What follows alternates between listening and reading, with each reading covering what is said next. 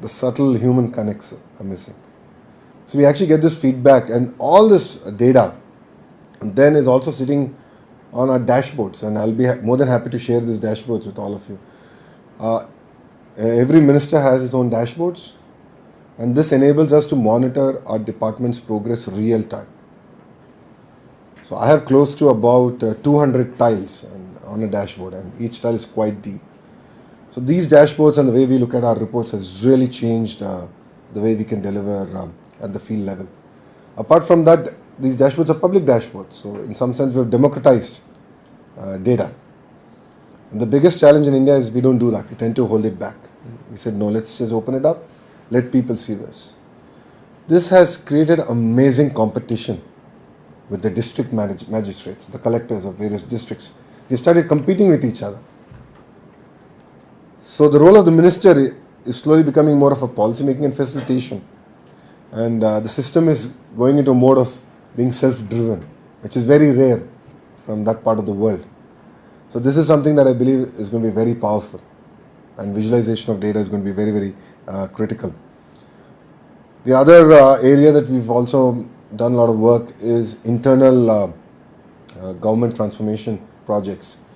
I'll give you two specific examples to that. We in the state of Andhra Pradesh have no paper. We don't get physical papers to our offices. Everything comes online. Through e-office, we actually sign our files. My average speed at clearing files is 2 hours and 40 odd minutes, and that makes me the second fastest minister in the state. There is a minister who clears his files in 45 minutes. And I can bet you no other state government will give you this statistic. So we are the only state to actually implement it end to end. And our entire treasury is now powered by SAP. So we brought in CFMS system so we can run analytics, we can actually measure where the money is going, understand it better, link it to outcomes. And this is where I think technology can play a very, very important role. This is all great, but I think actually creating a mechanism where citizens can engage is going to be even more critical in the fourth industrial revolution. Because anyone who has a smartphone is a well-informed and a well-engaged citizen. So we as a state have now taken hackathons to a next level. So we've taken use cases from the government and we've created thematic hackathons. So it could be blockchain, fintech, big data, agri-tech, gov-tech. We like to put tech to everything. So we're able to do these hackathons and we're able to identify bright minds. And we are now using this as an opportunity to do procurement in the state. So for the cutting edge technology, trying to write an RFPs, exactly, it's not easy, and trying to do an e-procurement is even tougher.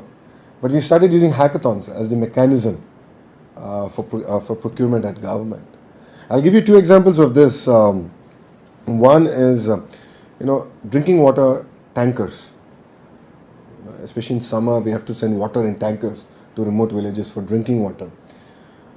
It's 100 crore. 100 crore is roughly about a $15 to $18 million budget that I as a minister have to deliver drinking water for 3 summer months.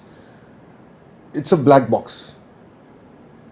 So on record the tankers go, the money gets drawn, but then I get negative articles every day in the paper saying, there's water crisis, the tankers are not coming, so on and so forth. So we Uberized it. So we Uberized drinking water tankers. And this came from 2 kids in the state. Very simple project. Start trip, take a picture of the empty tank, take a picture while filling the tank, and then you track where he's going. And while dispensing water, he again takes another picture. Governments would have to be focusing on 2 things. One is preventive care, and the other is curative care. And looking at this from the lens of how to improve this healthcare, one would have to be talking about availability, accessibility of healthcare, and also affordability of healthcare. All these 3 would have to be moving in line. In order to do that, from my state's perspective as to how we have been wanting to move forward is, We've taken every 2,000 people, every population with, every village with 2,000 population as a unit. And we're coming up with village clinics. Okay. And then we're taking up every 30,000 population as a unit, and classifying it as mandal, and where we're coming up with 2 PHCs, primary health centers. These primary health centers would have 4 doctors, 2 of the doctors present in each of the PHC center, and they would be given an ambulance, 104, and each of this doctor would be given their designated villages. So 5 villages or 4 villages, depending on the mandal size, to each of these doctors. And these doctors, every alternate day, would hop onto the ambulance and visit the village. And they would become the family doctor for that village. Very soon the doctors, because they've been designated only those 4 villages, so they would start to identify people by names, and they would use this village clinic as a hub.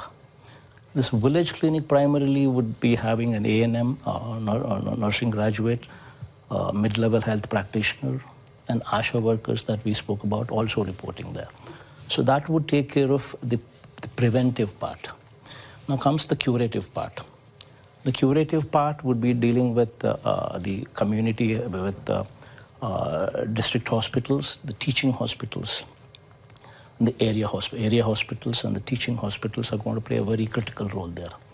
So there we're coming up with every parliament taken as a unit